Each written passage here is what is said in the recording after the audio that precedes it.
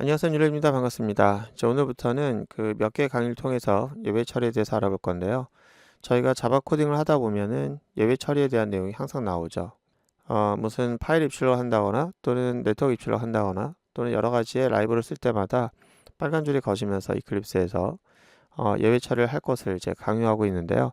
그 예외 처리가 무엇인지 그리고 어떻게 처리하는지 그 방법을 알아보도록 할게요.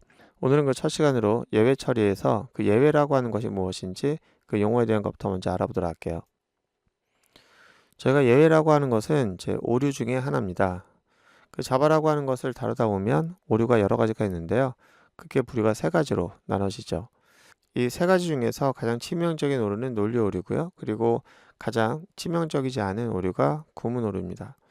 저희가 이제 코드를 작성하다 보면은 문법이 틀 수가 있죠. 그러면은 그 문법이 틀린 것은 절대로 여러분들에게 해를 끼치지 않습니다. 컴파일 한번 해보면 컴파일러가 말을 해주거든요. 어디가 잘못되었고 왜 잘못되었는지 말해주죠. 그럼 저희는 그 컴파일러가 안내해주고 있는 그 에러 메시지를 보면서 그걸 고칠 수가 있어요.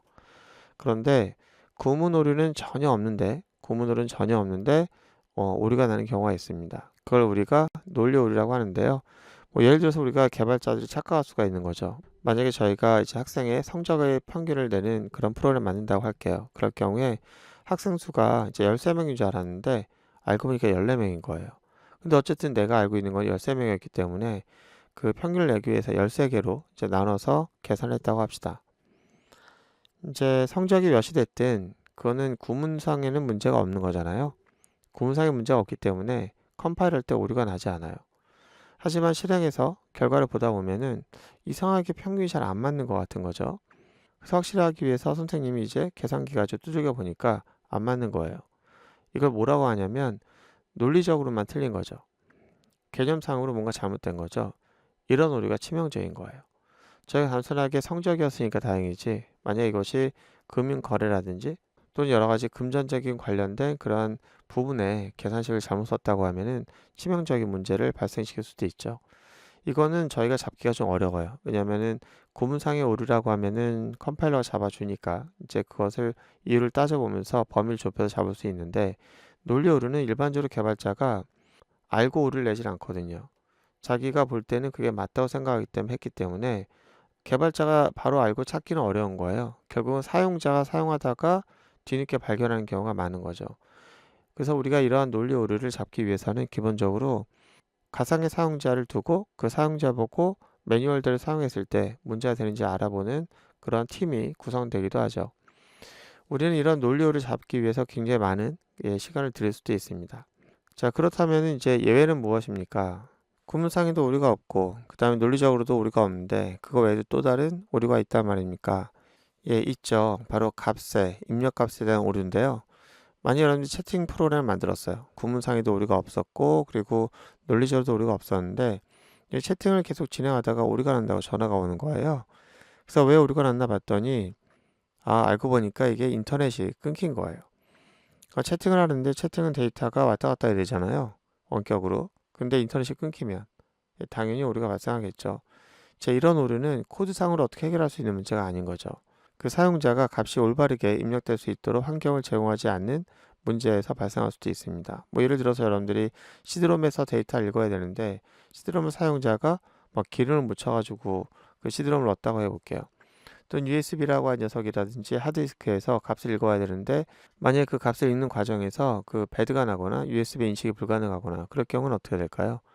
예, 그런 오류는 코드상 문제는 아니죠. 예, 값을 읽어오는 과정에서 오류가 발생한 거죠. 자, 이렇게 물리적인 장치를 통해서 이제 오류가 발생하면 그건 저희가 어떻게 해결할 수 있는 문제가 아닌 거예요. 그렇죠. 그런 것도 어떻게 해요? 이 안내 문구를 보이고 간단하게 프로그램을 종료하는 과정을 거쳐야겠죠. 자, 이렇게 그 물리적인 장치를 통해서 에러가 발생하게 되면 이건 치명적인 문제이기 때문에 그 화면상에 더 이상 이 프로그램을 진행할 수 없다라고 하는 치명적 에러 메시지를 보여주고 그 다음 프로그램 종료해야 되는데 운영체제도 소프트웨어다 보니까 입력값에서 오류가 발생할 수가 있어요. 그 메모리에 문제가 발생하거나 또는 하드디스크에 문제가 발생하거나 이제 그럴 경우도 치명적으로 오르기 때문에 이제 더 이상 운영체를 진행할 수 없으니까 그럴 경우에 마이크로소프트의 운영체제는 블루 스크린을 내보이고 거기다 치명적 오류라고 하고 현재 상황을 덤프를 좀 만들게 되는데 이거는 사실 운영체제 문제가 아닌 경우가 크죠. 그런데 지금까지 마이크로소프트 운영체제는 그 블루 스크린을 본인의 잘못으로 껴안고 지금까지 살면서 그 마이크로소프트 운영체제는 항상 블루 스크린의 대명사가 돼 왔었죠. 자, 어쨌든 이렇게 치명적인 그런 오류가 발생하게 되면 그걸 우리가 예외라고 합니다. 그런데 예외라고 하는 것은 이렇게 하드웨어적으로 문제가 발생해서 입력값을 받다가 오류가 발생하는 경우도 있겠지만 그렇게 치명적이지 않은 오류도 있습니다.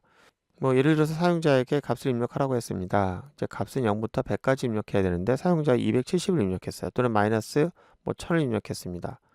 그 치명적이진 않지만 이것도 문제가 되겠죠. 이것도 예외 중에 하나입니다. 이런 예외를 UI를 만드는 곳에서 발견하게 되면 그 예외 메시지를 보여주고 문제가 있다라고 한 다음에 다시 값을 입력받으면 돼요. 그런데 이거를 가끔은 이런 그 입력값을 받는 것을 라이브러리를 이용하는 경우가 있는데 그 라이브러리가 사용자에게 뭔가를 메시지를 날리고 프로그램을 종료하거나 어떤 그 행위를 다음 처리 과정을 자기가 책임질 수 없는 경우가 있겠죠. 이럴 경우에도 예외 처리가 필요한데요. 이제 그런 내용을 가지고 간단하게 예외 처리하는 방법을 저희가 이제부터 알아보게 될 겁니다. 자, 오늘은 저희가 예외에 대해서 알아봤습니다. 예외라고 하는 것은 제 입력 값에 대한 오류다. 그것이 물리적일 수도 있고 또는 논리적일 수도 있다.